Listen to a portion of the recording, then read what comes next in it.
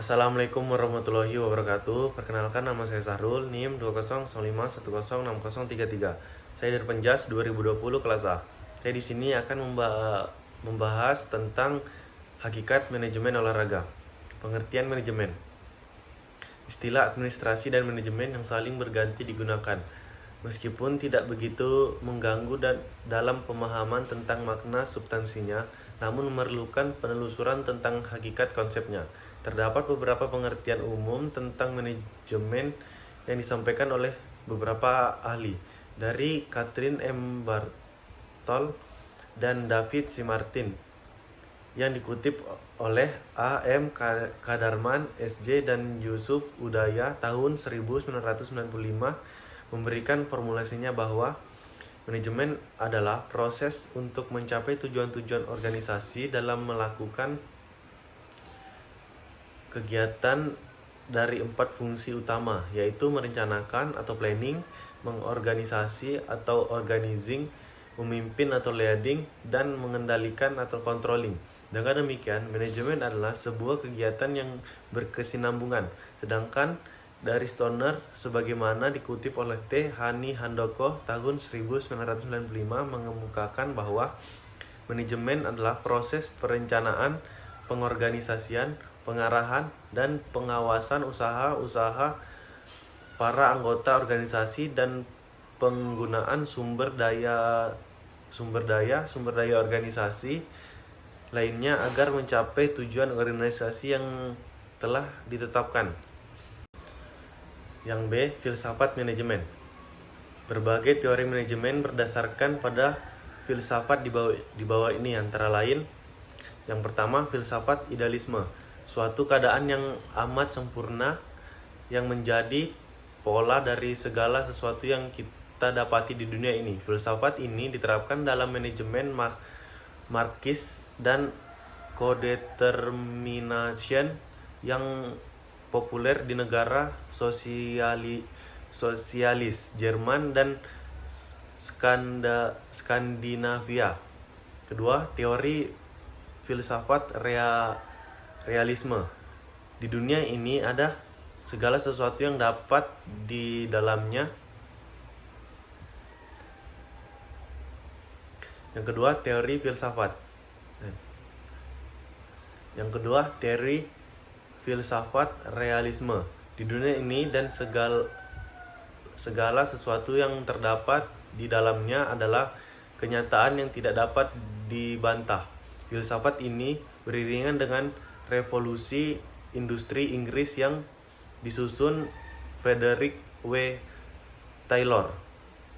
3. Filsafat neoteisme. Kenyataan itu rasio keadaan dan Tuhan, sedangkan kebenaran adalah intuisi. Segala sesuatu yang masuk akal dan yang diwahyukan Tuhan. Banyak dipraktikkan oleh manajemen Katolik yang merujuk pada Bible. Yang selanjutnya, filsafat pragmatisme. Pengalaman dan segala sesuatu yang dapat dialami oleh manusia. Kebenaran dapat dilihat dari pendapat umum, yang banyak merujuk pada manajemen yang berlaku umum melalui opini publik. Selanjutnya, filsafat eksistensialisme. Kenyataan adalah eksistensi atau keadaan yang menyerupai itu. Kebenaran adalah pendapat yang sejalan dengan pandangan pribadi seseorang. Peran manusia menjadi perhatian utama. C. Praktik manajemen. Aplikasi dari filsafat melahirkan beberapa tahapan penerapan manajemen sebagaimana yang diungkapkan George R. Terry. Membagi tahapan praktik manajemen antara lain: manajemen partisipasi. Yang A. Manajemen berdasarkan hasil. B. Manajemen memperkaya pekerjaan. C. Manajemen prioritas produktivitas. D. Manajemen berdasarkan kemungkinan. Yang E. Manajemen pemanfaatan konflik.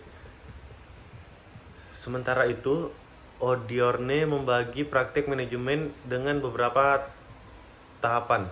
Yang A, manajemen memaksa dari tahun 1920-an dan 1930-an. B, manajemen mementingkan hubungan kemanusiaan 1940-an.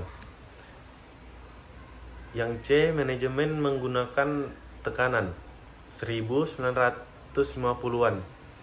Yang D, manajemen menurut keadaan 1960-an. Binet Silalahi membagi praktik manajemen menjadi 5 tahapan, antara lain: pertama, manajemen teknologis; yang kedua, manajemen administratif; yang tiga, manajemen sistem kemanusiaan; yang keempat, manajemen ilmiah; dan yang terakhir, manajemen sasaran dan hasil. D. Klarifikasi konsep.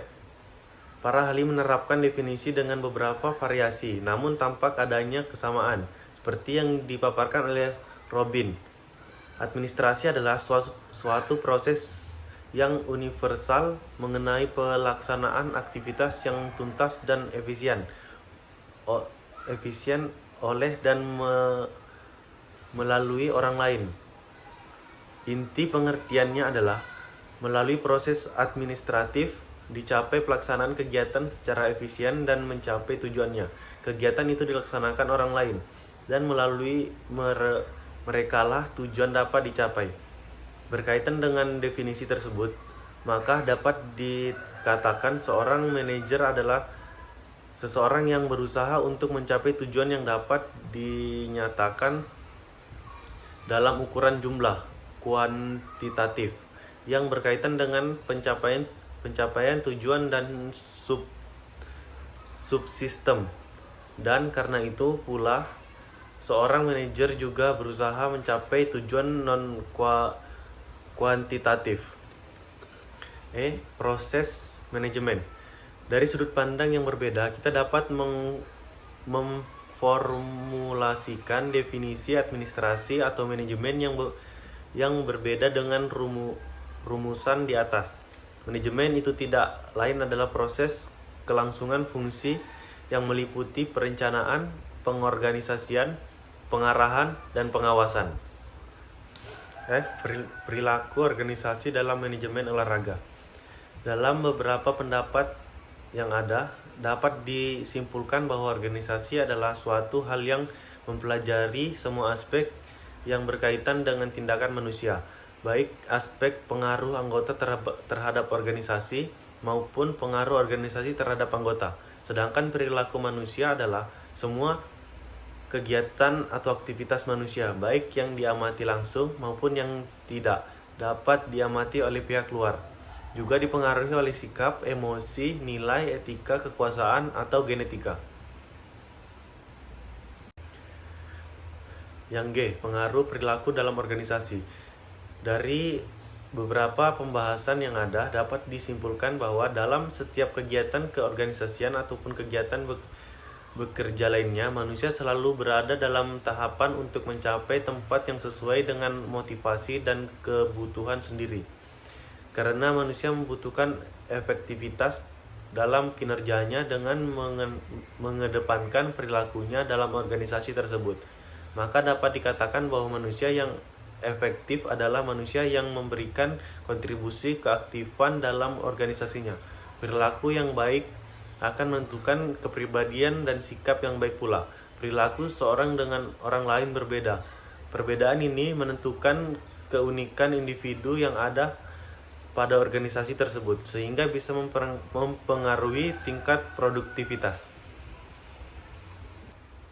H. Pengertian komunikasi dalam organisasi. Komunikasi dalam organisasi merupakan proses penyampaian informasi yang akurat dan pemahaman atas informasi dari suatu unit pengirim ke unit lain penerima. Tidak hanya vital dalam perumusan tujuan organisasi, tetapi juga merupakan peralatan dan sarana yang penting melalui kegiatan organisasi. Komunikasi adalah alat pengalihan informasi dari komunikator kepada komunikasi agar antara mereka dapat interaksi. Yang terakhir, fungsi komunikasi dalam organisasi.